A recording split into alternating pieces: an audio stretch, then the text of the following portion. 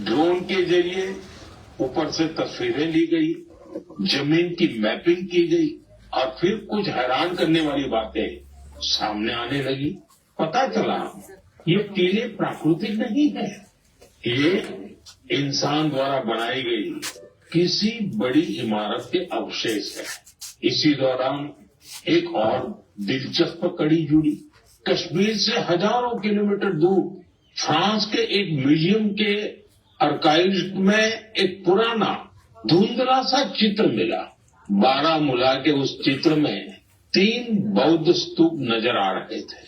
यहीं से समय ने करवट ली और कश्मीर का एक गौरवशाली अतीत हमारे सामने आया। ये करीब 2000 साल पुराना इतिहास है।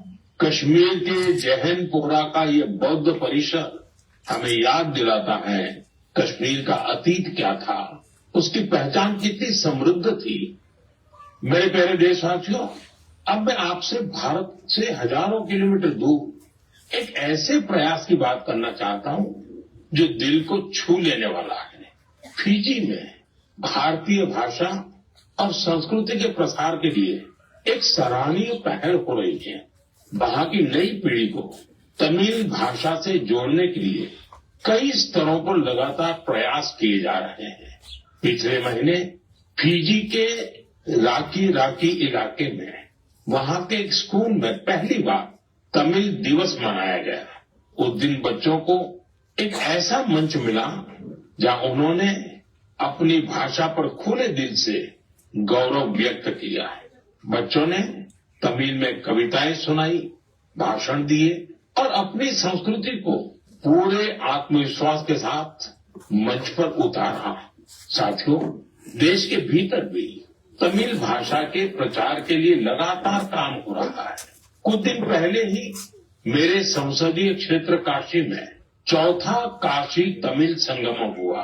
अब मैं आपको एक ऑडियो क्लिप सुनाने जा रहा हूं। आप सुनिए और अंदाजा लगाइए तमिल बोलने की कोशिश कर रहे ये बच्चे कहाँ के हैं।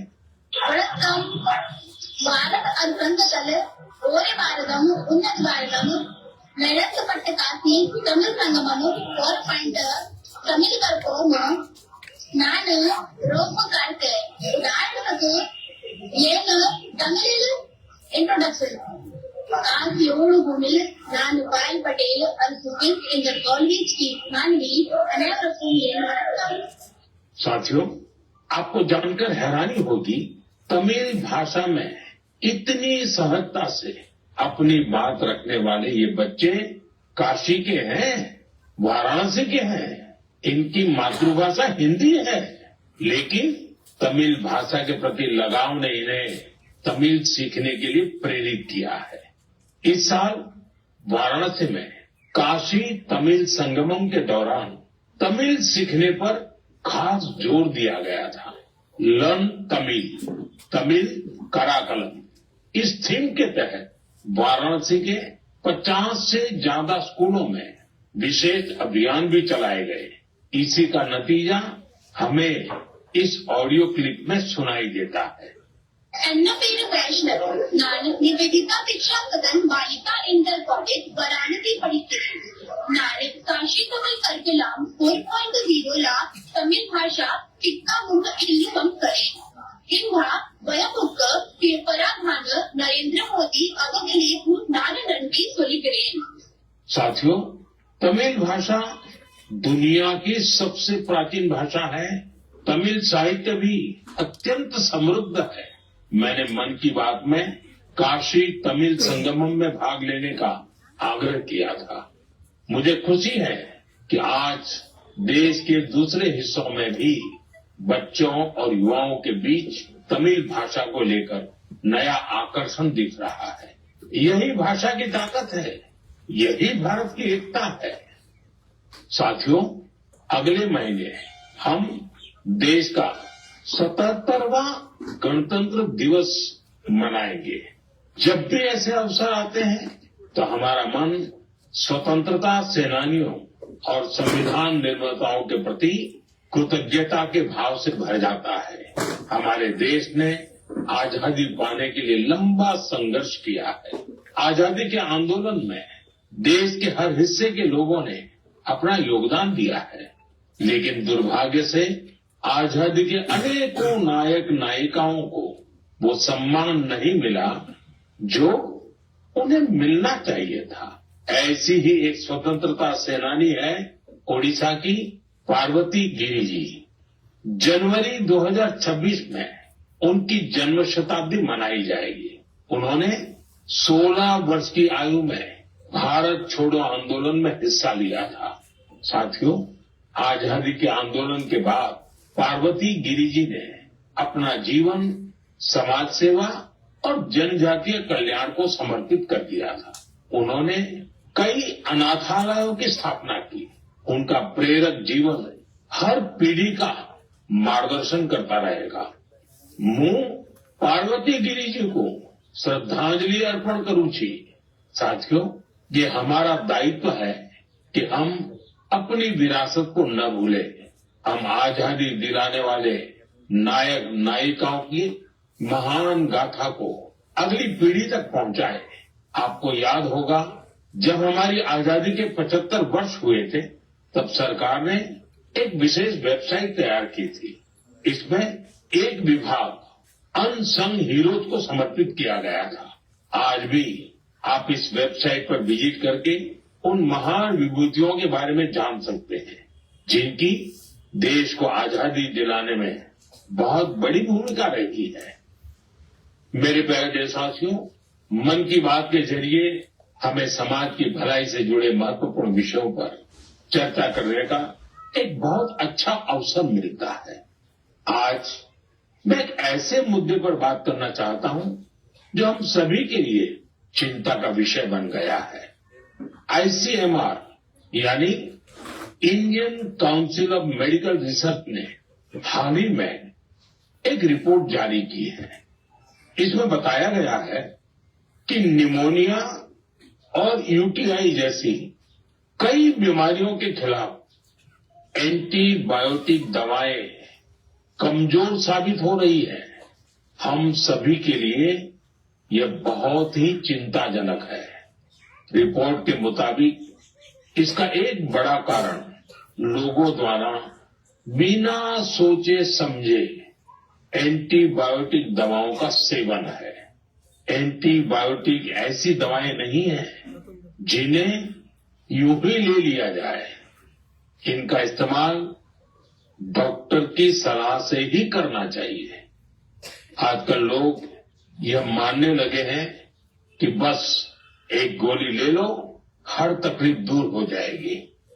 यही वजह है कि बीमारियां और संक्रमण इन एंटीबायोटिक दवाओं पर भारी पड़ रहे हैं। मैं आप सभी से आग्रह करता हूं कि कृपया अपनी मनमर्जी से दवाओं का इस्तेमाल करने से बचें। एंटीबायोटिक दवाओं के मामले में तो इस बात का ध्यान रखना बहुत जरूरी है। मैं तो यही कहूंगा, मेडिसिन के लिए गाइडेंस और एंटीबायोटिक्स के लिए डॉक्टर्स की जरूरत है। ये आदत आपकी सेहत को बेहतर बनाने में बहुत मददगार साबित होने वाली है। मेरे प्यारे देशवासियों, हमारी पारंपरिक कलाएं समाज को सशक्त करने के साथ ही लोगों की आर्थिक प्रगति का भी बड़ा माध्यम बन रही है। आंध्र प्रदेश के नारसापुरम जिले की लेस क्राफ्ट की चर्चा अब पूरे देश में बढ़ रही है। ये लेस क्राफ्ट कई पीढ़ियों से महिलाओं के हाथों में रही है।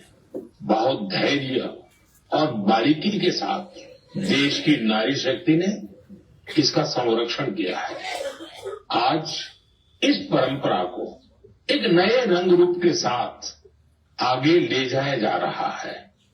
आंध्र प्रदेश सरकार और नाबार्ड मिलकर कारीगरों को नए डिजाइन सिखा रहे हैं, बेहतर स्किल ट्रेनिंग दे रहे हैं और नए बाजार से जोड़ रहे हैं।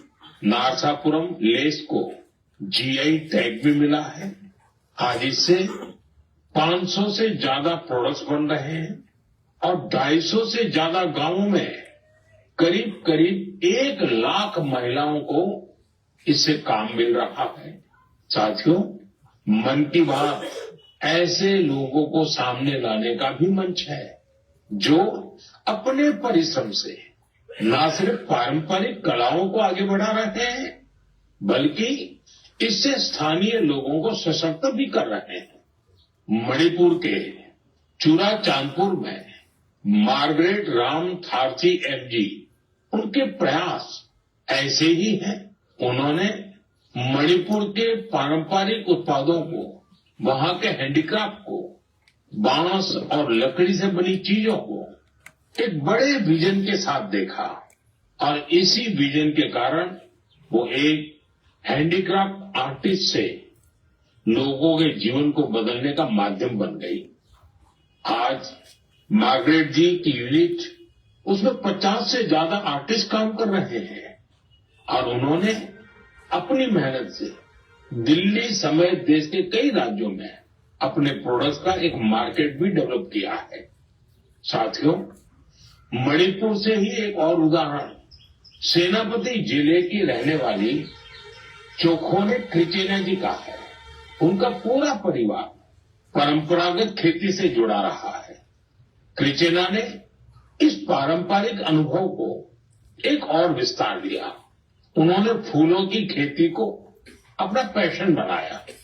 आज वे इस काम से अलग अलग मार्केट्स को जोड़ रही है और अपने इलाके की लोकल कम्युनिटीज को भी एम्पावर कर रही है। साथियों, ये उदाहरण इस बात का पर्याय है कि अगर पारंपरिक ज्ञान को आधुनिक विजन के साथ आगे बढ़ाएं तो ये आर्थिक प्रगति का बड़ा माध्यम बन जाता है। आपके आसपास भी ऐसी सक्सेस स्टोरी हो तो मुझे जरूर शेयर करिए। साथियों, हमारे देश की सबसे खूबसूरत बात यह है कि साल भर हर समय देश के किसी न किसी हिस्से में उत्सव का माहौल रहता है। अलग अलग पर्व त्योहार तो है ही, साथ ही विभिन्न राज्यों के स्थानीय उत्सव भी आयोजित होते रहते हैं।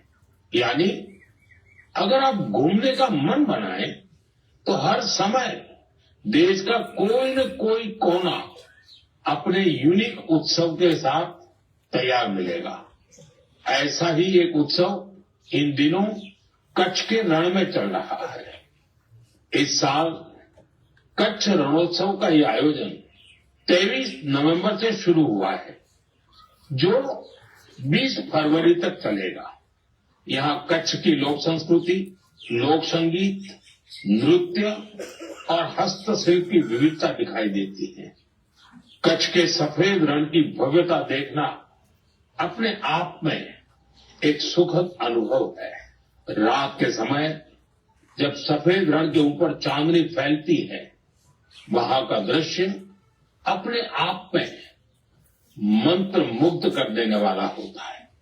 रण उत्सव का टेंट सिटी बहुत लोकप्रिय है। मुझे जानकारी मिली है कि पिछले 1 महीने में अब तक 2 लाख से ज्यादा लोग रणोत्सव का हिस्सा बन चुके हैं और देश के कोने कोने से आए हैं, विदेश से भी लोग आए हैं। आपको जब भी अवसर मिले तो ऐसे उत्सवों में जरूर शामिल हो और भारत की विविधता का आनंद उठाएं। साथियों, 2025 में मन की बात का ये आखिरी एपिसोड है। अब हम साल 2026 में ऐसे ही उमंग और उत्साह के साथ, अपनेपन के साथ अपने मन की बातों को करने के लिए मन की बात के कार्यक्रम में जरूर जुड़ेंगे। नई ऊर्जा, नए विषय और प्रेरणा से भर देने वाली देशवासियों की अनगिनत गाथाओं मन की बात में हम सबको जोड़ती है। हर महीने मुझे ऐसे अनेक संदेश मिलते हैं जिसमें विकसित भारत को लेकर लोग अपना विजन साझा करते हैं। लोगों से मिलने वाले सुझाव और इस दिशा में उनके प्रयासों को देखकर ये विश्वास और मजबूत होता है। और जब ये सब बातें मेरे तक पहुंचती हैं तो विकसित भारत का संकल्प जरूर सिद्ध होगा। ये विश्वास दिनों दिन मजबूत होता जाता है। साल 2026 इस संकल्प सिद्धि की यात्रा में एक अहम पड़ाव साबित हो। आपका और आपके परिवार का जीवन खुशहाल हो, इसी कामना के साथ इस एपिसोड में विदाई लेने से पहले मैं जरूर कहूंगा, फिट इंडिया मूवमेंट, आपको भी फिट रहना है। ठंडी का ये मौसम व्यायाम के लिए बहुत उपयुक्त होता है। व्यायाम जरूर करें। आप सभी को 2026 की बहुत बहुत शुभकामनाएं। धन्यवाद। वंदे मातरम।